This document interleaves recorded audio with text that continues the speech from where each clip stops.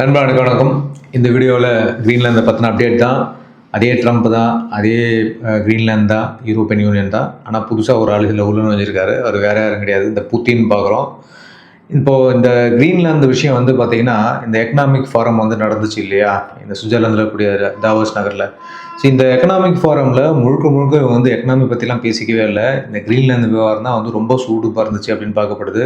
Trump ஒருத்தவங்களாம் பின்பாயின் பண்ணி எல்லாரையும் வந்து கண்ணாப்பண்ணான்னு பேச ஆரம்பிச்சாப்புல.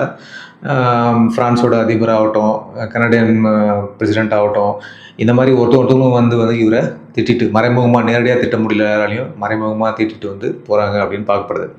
சரி, இப்போது இன்றைக்கி என்ன விஷயம் அப்படின்னு பார்த்தீங்கன்னாக்கா, இந்த அமெரிக்க அதிபர் டொனால்ட் ட்ரம்ப்பு கிரீன்லாந்து எனக்கு வேணும் அப்படின்னு சொல்லிட்டு பிடிவாதமாக இருக்கிறாரு. இது எல்லாருக்குமே தெரிஞ்ச விஷயமா போச்சு.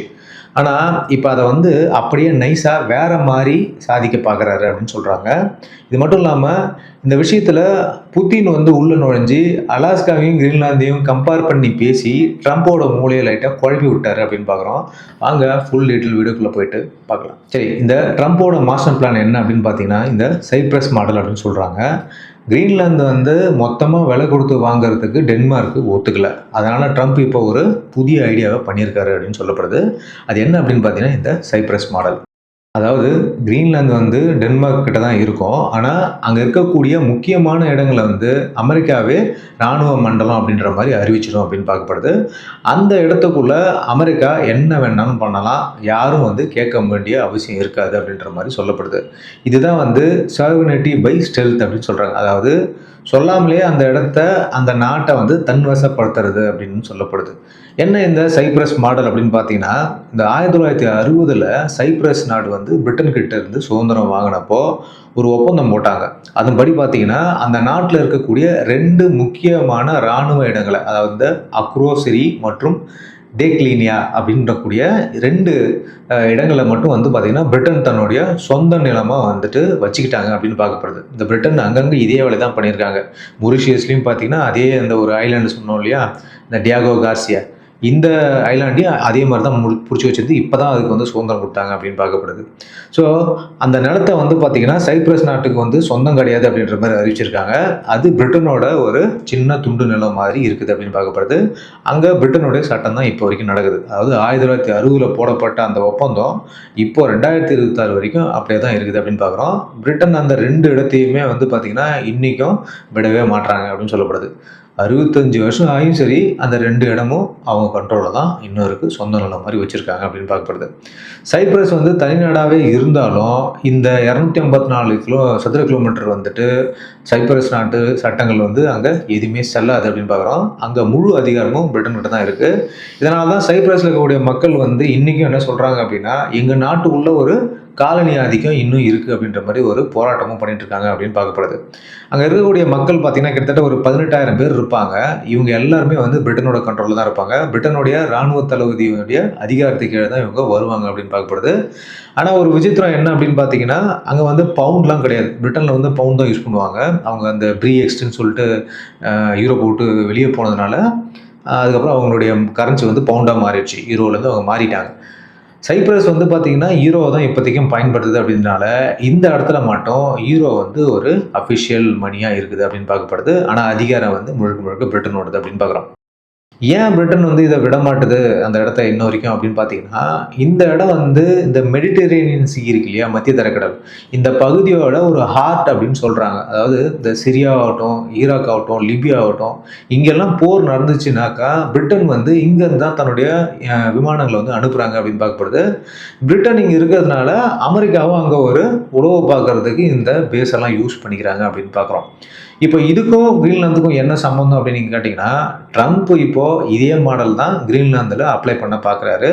கிரீன்லாந்தை நான் முழுசாக வந்து வாங்கலை, ஆனால் அங்கே இருக்கிற முக்கியமான இடங்கள் மட்டும் சைப்ரஸ் எப்படி பிரிட்டன் வச்சுருக்குதோ அதே மாதிரி அமெரிக்காவும் வந்து இந்த இடங்களை வந்து சொந்தமாக மாற்றிக்கும் அப்படின்ற மாதிரி தான் வந்து இப்போ அவர் வந்து டேபிளை தட்டி பேசுகிறாரு அப்படின்னு பார்க்கலாம். ஸோ இந்த மாதிரி ஒரு அக்ரிமெண்ட் வந்துச்சு அப்படின்னா, இந்த நிலம் வந்து டென்மார்க்குக்கு சொந்தம், ஆனால் அந்த பேஸ் எல்லாமே வந்து அமெரிக்காவுக்கு சொந்தம் அப்படின்னப்படுது. அந்த பேஸில் என்ன வேணாலும் அமெரிக்கா பண்ணும் அப்படின்னு பார்க்குறாங்க.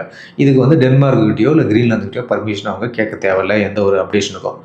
ஏன் ட்ரம்ப் இவ்வளோ குறியா இங்கே இருக்காரு அப்படின்றது நமக்கு எல்லாருக்குமே தெரிஞ்ச விஷயம் தான். முதல்ல அங்கே இருக்கக்கூடிய ரேர் எர்த் மினரல்ஸு, அது மட்டும் இல்லாமல் அவருடைய அந்த கனவு ப்ராஜெக்ட்னு ஒன்று வச்சிருக்காரு இல்லையா, அந்த கோல்டன் டூம்.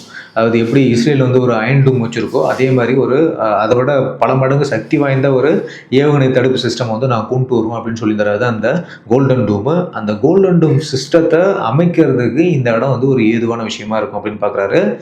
இதனால் இந்த மாதிரி ஒரு சிஸ்டம் வந்துச்சு அப்படின்னா ரஷ்யாவுக்கும் சீனாவுக்கும் நம்ம வைக்க போகிற மிகப்பெரிய செக் அப்படின்ற மாதிரி ஒரு கணக்கு போட்டிருக்காரு அப்படின்னு பார்க்குறோம். ஆனால் இதில் ஒரு சின்ன விஷயமும் நடந்துச்சு நேற்று இந்த மீட்டிங்கில். அதாவது நேட்டோ தலைவர் மார்க் ரூட்டே வந்துட்டு ட்ரம்ப்பை வந்து சந்தித்து பேசியிருக்காரு அப்படின்னு சொல்கிறாங்க. அது பேசி முடிச்சுட்டு வந்து அந்த மீட்டிங் முடிச்சுட்டு அவர் என்ன சொல்கிறார் அப்படின்னா, நாங்கள் வந்து கிரீன்லாந்தோட உரிமையை பற்றிலாம் பேசவே கிடையாது, ஆர்டிக் பகுதியை எப்படி பாதுகாப்பது அப்படின்ற மாதிரி தான் நாங்கள் பேசணும் அப்படின்ற மாதிரி பூசி மொழிகிருக்காரு அப்படின்னு பார்க்கப்படுது. கண்டிப்பாக ட்ரம்ப் கிட்ட பேசி அவரால் ஜெயிச்சிருக்க முடியாது. ட்ரம்ப் வந்து நிலையாக நின்று இருப்பார் அவருடைய விஷயத்தில். ட்ரம்ப்பும் என்ன பண்ணியிருக்காருன்னா வழக்கம் மாதிரி இது ஒரு இன்ஃபினிட்டி டீல் அப்படின்ற மாதிரி சொல்லியிருக்காரு. இன்ஃபினிட்டினா என்ன, அதாவது முடியாமல் தொடர்ந்து போயிட்டு இருக்கிற ஒரு விஷயம் அப்படின்ற மாதிரி சொல்லி எல்லாரையும் குழப்பி விட்டுருக்காரு அப்படின்னு பார்க்குறோம். சரி, இந்த கிரீன்லாந்து விவரம் நான் சொன்னோம் இல்லையா, புத்தின் உள்ள பூந்து குழப்பினார் அப்படின்னு சொல்லிட்டு அவர் என்ன பண்ணியிருக்காருன்னா நக்கலாக ஒரு கணக்கு போட்டு நேற்று பேசினார். புத்தின் வந்து இந்த எக்கனாமிக் ஃபோரமில் போயிட்டு கலந்துக்கல, ஆனால் வீடியோ கான்ஃபரன்ஸ் மூலிமா அதில் பேசினார் அப்படின்னு பார்க்குறோம். பத்திரிகையாளர்லாம் கேட்டதுக்கு வந்துட்டு ஒரு சில விஷயங்கள்லாம் பேசியிருக்காரு. அந்த நேரத்தில் என்ன சொல்கிறார் அப்படின்னா, கிரீன்லாந்து பற்றி பேசும்போது புத்தின் அப்படியே வந்து ஒரு பழைய வரலாற்றை வந்து எடுத்து பேசினார் அப்படின்னு பார்க்குறாங்க. இது வந்து ட்ரம்ப்பை வந்து கிண்டல் பண்ணுற மாதிரியும் இருந்துச்சு அப்படின்னு சொல்லப்படுது. 1867 நாங்கள் அலாஸ்காவை வந்து அமெரிக்காவுக்கு விற்றோம். அது வந்து 1.7 மில்லியன் சதுர கிலோமீட்டரு. அன்னைக்கு $7.2 மில்லியன் நாங்கள் விற்றோம். இப்போ இருக்கிற விலைவாசிப்படி பார்க்கும்பொழுது அது வெறும் $158 மில்லியன் தான். கிரீன்லாந்து வந்து அலாஸ்காவோட கொஞ்சம் தான் வந்து பெருசு. அலாஸ்கா ரேட்டுக்கு கணக்கு போட்டோம் அப்படின்னாக்கா கிரீன்லாந்து 200 முதல் $250 மில்லியன் கொடுத்தா போதும். இன்னும் கொஞ்சம் போச்சு அப்படின்னா $1 பில்லியன் வந்து கொடுக்கலாம். அமெரிக்காவில் இதை ஈஸியாக கொடுத்துட முடியும் அப்படின்ற மாதிரி சொல்லி ட்ரம்ப்பை வந்து யோசிக்க வச்சிருக்காரு அப்படின்னு பார்க்குறோம். ட்ரம்ப் ஏற்கனவே இந்த கிரீன்லாண்டுக்கு என்ன பிளான் பண்ணியிருந்தாருன்னா கிட்டத்தட்ட $1 ட்ரில்லியன் வரைக்கும் கொடுத்து வாங்கலாம் அப்படின்ற மாதிரி வந்து பேசியிருந்தாரு. இப்போ இவர் இந்த மாதிரி ஒரு பேசி அதோட மதிப்பை வந்து குறைச்சி வச்சிருக்காரு அப்படின்னு பார்க்கப்படுது. புத்தின் வந்து ரொம்ப கில்லாடி தான். ஏற்கனவே அவர் என்ன சொன்னாருன்னா, இந்த பீஸ் ஆஃப் போர்டு ஒன்று ஆரம்பிச்சிருக்காரு இல்லையா புத்தின், இந்த காசாவுக்காக, அந்த போர்டில் வந்து நான் சேர்ந்துக்கிறேன் அப்படின்ற மாதிரியும் ஒரு விஷயத்தை பேசினார்.